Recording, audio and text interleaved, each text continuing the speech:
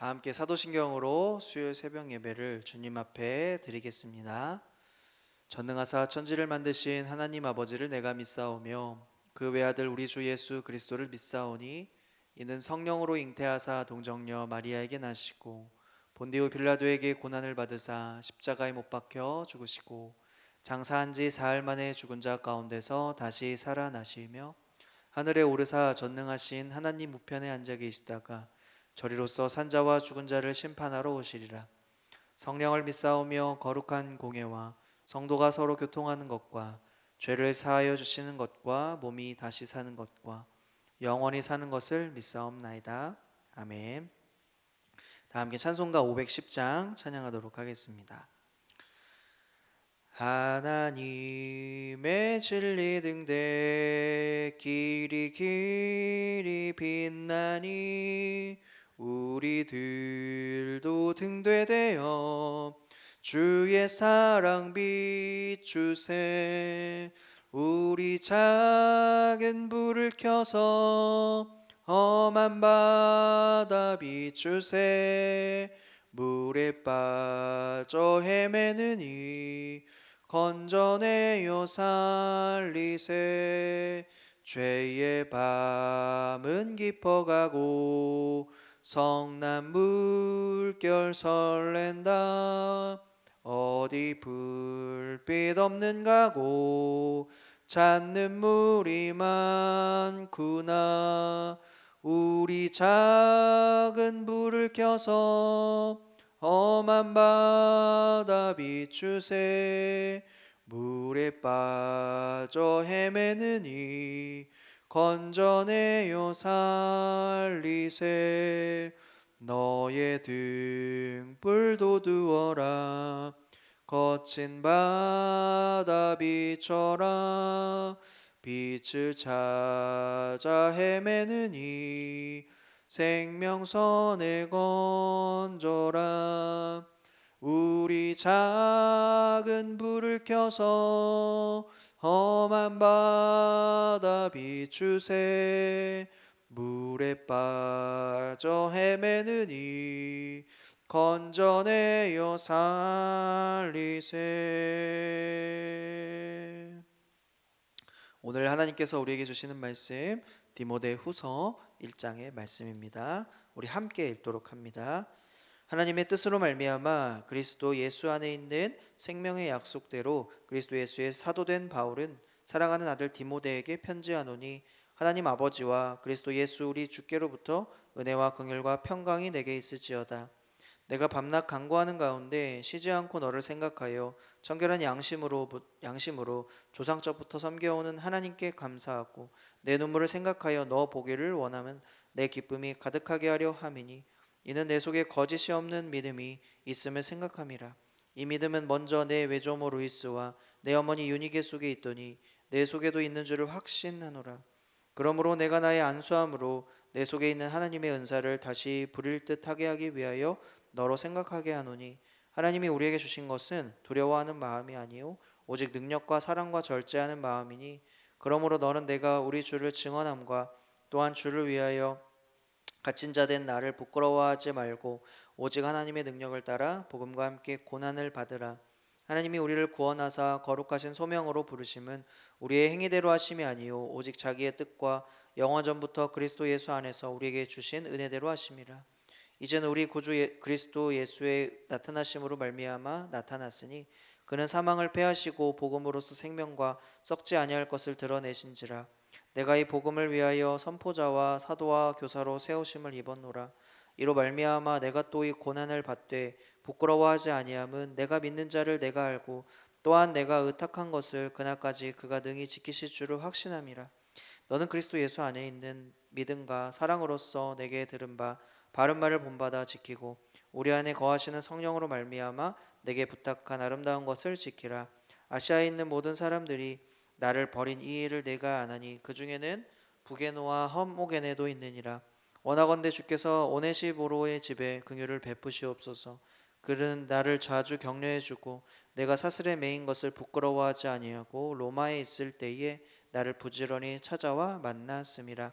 원하건대 주께서 그로 하여금 그날에 주의 긍휼을 입게 하여 주옵소서. 또 그가 에베소에서 많이 봉사한 것을 네가 잘 아느니라.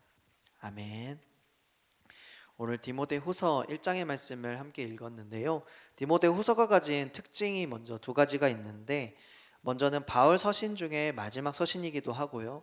또 디모데후서를 쓰고 있는 곳은 바로 바울이 로마의 지하의 감옥에 있는 곳에서 이 편지를 쓰고 있다라고 하는 사실이에요. 디모데전서와는 다른 상황이기도 합니다. 사도 바울에게 도대체 무슨 일이 일어났던 것일까요?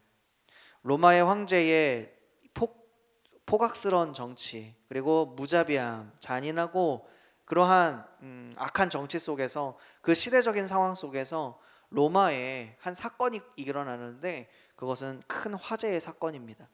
그래서 로마 황제가 자신에게 쏟아진 많은 비난 속에서 다른 이에게 이 책임을 전가시키는데, 바로 그리스도인들이었다라고 하는 것이죠.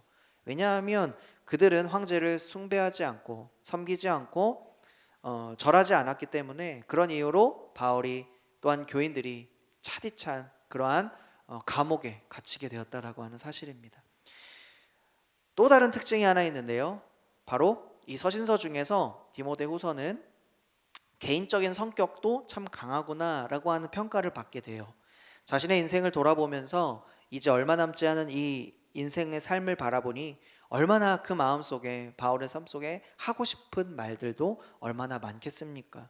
그 모든 말들 마음 가운데 정말 진심으로 그리고 간곡하게 다음 세대에게, 그리고 특별히 다음 세대의 리더인 디모데에게 사도 바울의 이 말씀이 들려진다는 그 마음을 가지고 디모데후서를 우리 오늘 함께 보기를 소망합니다. 그렇다면 이 바울이 영적인 아들이자 또 믿음의 동역자인 이 디모데에게 어떠한 것을 권면하고 있을까? 우리 7절 말씀을 먼저 보겠습니다. 하나님이 우리에게 주신 것은 두려워하는 마음이 아니요 오직 능력과 사랑과 절제하는 마음이니. 먼저 바울은 디모데에게 두려워하지 말라라고 권면하고 있어요. 그리스도인들에게 가해졌던 많은 박해와 그 많은 핍박은 말할 수 없을 정도로 굉장히 극에 달해 있었습니다. 뿐만 아니라 에베소 교회에 수많은 거짓 교사들이 들어왔다라고 우리가 어제도 살펴보았죠. 교회를 이렇게 어지럽히고 또 말씀을 왜곡하고 복음을 잘못 가르치는 경우도 참 많았어요. 그뿐만이 아니라 복음을 나누는데 모든 사람들이 이렇게 말씀을 듣고 복음을 듣지만 모든 사람들이 그것을 받아들이는 것은 아니다라고 하는 사실이에요. 복음을 듣고 나눌 때에 복음이 배척당한다는 그 일을 끊임없이 당하다 보니까 디모데의 마음이 얼마나 어려움이 있겠습니까? 전하지만 그 전하는 대로 살거나 변화되지 않는 그 모습들, 그리고 외부로부터 오는 그 여러 가지의 어려움들, 얼마나 힘들었겠습니까? 디모데 스스로에게도 보면 바울과 비교해 보면 나이도 더 어리고, 그리고 그 나이도 어리기 때문에 지도자로서의 그러한 모습을 충분히 잘 갖춰 있진 않았을 것이라는 거죠. 그러나 오늘 바울이 뭐라고 얘기합니까? 연소함으로 업신여김을 받지 말라, 이렇게 말하죠. 그러면서 계속하여 디모데를 격려하고 또 디모데를 응원하고 또 디모데를 세우려고 하는 모습들이 계속하여 등장을 하는 것이죠. 성도들 앞에 이 디모데는 연소함을 통하여 또 권위라는 것들, 목회자로서의 권위가 충분히 어떠한 쌓아진 그러한 경력이나 쌓아진 상황도 아니었고, 바울과 같은 그러한 성향의 사람도 아니었습니다. 그래서 때로는 담대하지 못하는 경우도 있었을 것이고요, 때로는 육신의 연약한 모습, 또 병약한 모습들도 갖고 있었을 것입니다. 이 정도 되면 무엇인가 하는 것이 정말 두려울 만한 일이기도 하죠. 또 포기하고 싶은 적도 한두 번이 아니었을 겁니다. 그런데 오늘 사도 바울이 디모데에게 두려워하지 말라, 오직 능력과 사랑과 절제하는 마음이 너에게 가득하기를 원한다. 이 능력이라고 하는 것은 무엇일까요? 인간의 어떠한 능력을 이야기하는 걸까요? 하나님의 함께하심, 바로 하나님이 너와 함께하신다라고 하는 그것으로 인하여 능히 누구도 인간의 능력으로도 할 수 없는, 지혜로 할 수 없는 그 능력을 오늘 함께하심의 능력으로 이루어 나아갈 것을 권면하고 있어요. 그래서 디모데에게 담대하고 그 용기와 또 사랑으로 또 절제와 그 능력으로 두려워하지 말고 나아가라고 합니다. 오직 그 사랑은 예수 그리스도의 아가페적인 사랑을 또 강조하고 있어요. 그래서 그 사랑으로, 오직 능력과 사랑으로 그것을 덮을 수 있는 그 마음, 그것을 오늘 바울이 간절하게 기도하고 있는 것이죠. 마지막으로 대적자들과 함께 할 때 환경에 구애받지 말고 끝까지 자기 자신을 절제하는 그 마음이 필요하다라고 하는 거예요. 디모데처럼 이 시대를 살아가는 오늘 저와 여러분에게도 이 말씀은 너무나도 필요한 것 같습니다. 그래서 바울이 이렇게 말하는 것 같아요. 디모데야, 너의 사명을 먼저 기억하고 너가 처음 목사 안수를 받았을 때 하나님께서 주셨던 그 은사를, 그 능력을 기억하고 어떠한 환경 속에서도 두려워 떨지 말고 담대하고 또 포기하지 말고 복음을 전하자. 이렇게 권면하고 응원하고 있는 것이 아닐까요? 바울은 디모데에게 하나님께서 어떠한 삶을 살기 원하시는지 1장 8절 후반절에 보니까 이렇게 말씀하고 있어요. 오직 하나님의 능력을 따라 복음과 함께 고난을 받으라. 오직 하나님의 능력을 따라 고난을 함께 받으라. 여기서 말하는 복음과 또 함께 고난을 받으라 라는 말은 복음을 위하여 나와 함께 고난을 받으라 라고 하는 말이에요.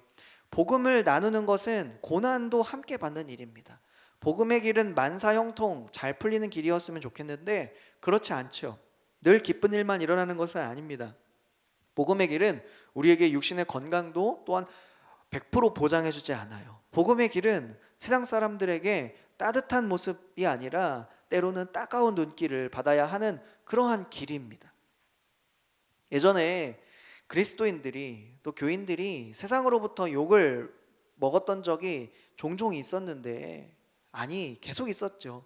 세상 사람들과 너무 달랐기 때문에 욕을 먹었다라고 한다면 요즘 시대에도 크리스찬들이 욕을 먹는데 어떠한 이유로 욕을 먹을까요? 이 이유는 세상 사람들과 너무 같기 때문에 욕을 먹는다라고 하는 거예요.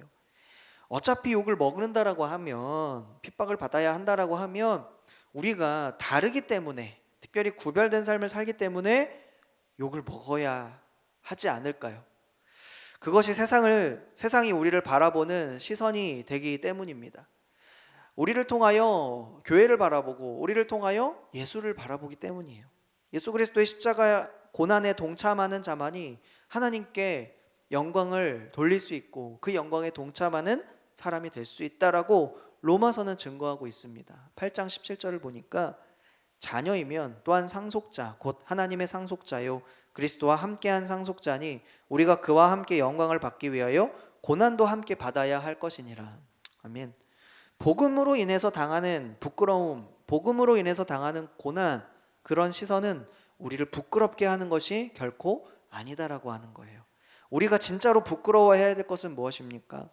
이 시대를 살아가면서 그 누구도 내가 예수 믿는 사람인 줄을 모르는, 이 시대를 살아가면서 삶 속에서 전혀 열매를 맺지 못하는 모습을 바라볼 때, 이 시대를 살아가면서 얼마나 복음이 얼마나 아름답고 복된 것이고 기쁜 것인지 내 입술을 통해 내 삶을 통해 드러나지 않는 것, 그것이 바로 우리가 진짜로 부끄러워해야 되는 모습인 줄 압니다. 그렇다면 우리는 어떻게 살아가야 할까요? 오늘 말씀처럼 어떠한 환경에서도 절대 포기하지 않는 하나님의 능력과 또 하나님의 사랑과 또 절제하는 마음으로 믿음의 길을 걸어가는 저와 여러분이 되셔야 할 줄 믿습니다. 어떻게 가능할까요? 삶은 정말 피곤하고 고단하고 따뜻한 시선은 고사하고 정말 차갑게 바라보는 사람들의 여전한 시선이 있는데 어떻게 우리가 하나님이 말씀하신 그 삶대로 살아갈 수 있을까? 9절과 10절 말씀에 보면 하나님이 우리를 구원하사 거룩하신 소명으로 부르심은 우리의 행위대로 하심이 아니요 오직 자기의 뜻과 영원 전부터 그리스도 예수 안에서 우리에게 주신 은혜대로 하심이라. 이제는 우리 주 그리스도 예수의 나타나심으로 말미암아 나타났으니 그는 사망을 패하시고 복음으로 생명과 썩지 아니할 것을 드러내신지라. 아멘. 우리의 행위대로 한 것이 아니라 뭐라고 얘기하시죠? 자기의 뜻, 하나님의 뜻으로 은혜대로 나타난 것이다 라고 한 것이에요. 복음의 핵심이 무엇인지 오늘 사도 바울은 다시 한번 디모데에게 전하면서 이것이야말로 우리 삶에 힘들고 어려운 것, 이것이야말로 복음을 따르는 길에 있어서 하나님의 백성들이 포기하지 않고 또 믿음의 길을 걸어갈 수 있는 근원이라고 이야기하고 있어요. 이 동일한 복음의 능력이 오늘 살아가는 저와 여러분에게 동일하게 임하실 줄을 주님의 이름으로 축복합니다. 복음이 무엇인가를 진정으로 깨닫고 아는 사람만이 복음을 위해서 고난을 감당할 수가 있는 것이죠. 복음으로 인한 이 소명과 그리고 사명이 있기 때문에 우리의 모든 삶의 환경 가운데 포기하지 않을 수가 있는 것입니다. 이 복음의 능력으로 의대로 다시 한번 무장되어질 때 그 어떤 환경 속에서도 담대하게 살아갈 수 있는 저와 여러분이 되시기를 축복합니다. 이렇게 우리의 삶의 변화를 통하여 우리의 가정이 변화되고 그 가정의 변화를 통하여 우리의 공동체 그리고 내가 속한 이곳 그리고 저곳의 수많은 이 그룹 속에서 그러한 복음의 향기가 나타날 수 있다면 그것이야말로 오늘 사도 바울이 디모데에게 전한 것처럼 그렇게 진실한 또한 진솔한 신실한 복음으로 살아가는 삶의 의미인 줄로 우리가 믿을 수가 있겠죠. 우리 스스로에게 질문해 봅니다. 나는 정말 복음을 위하여 고난받고 있는가? 또 여러분에게도 동일하게 한 번 더 질문해 보고 싶습니다. 복음을 위하여 고난받고 계십니까? 이 두 가지로 오늘 축복하기 원하는데요. 첫 번째는 먼저 우리가 복음을 간직한 자의 축복을 기쁨으로 먼저 누리시기를 축복합니다. 복음은 우리에게 축복입니다. 또한 복음을 간직한 자의 고난을 담대하게 이겨나가시기를 주님의 이름으로 축복합니다. 그래서 우리의 힘이 아니라 주님의 능력으로 하루하루를 살아가며 하나님의 이름을 위하여 오늘도 담대하게 그 길을 걸어가시는 저와 여러분이 되시기를 다시 한번 주님의 이름으로 축복합니다. 아멘. 이 말씀을 기억하시면서 오늘 다음과 같은 기도 제목으로 함께 기도하기 원합니다. 복음이 축복임을 알게 하시고 복음을 깊이 경험하게 하소서. 고난을 이겨낼 힘을 더하여 주시옵소서. 특별히 우리 수험생들에게 담대함과 지력과 체력을 하나님의 사랑을 더하여 주옵소서. 이 시간 함께 기도하겠습니다. 하나님 감사합니다. 오늘 이 말씀을 통하여 우리에게 복음이 무엇인지를 깨닫게 하시며 복음과 함께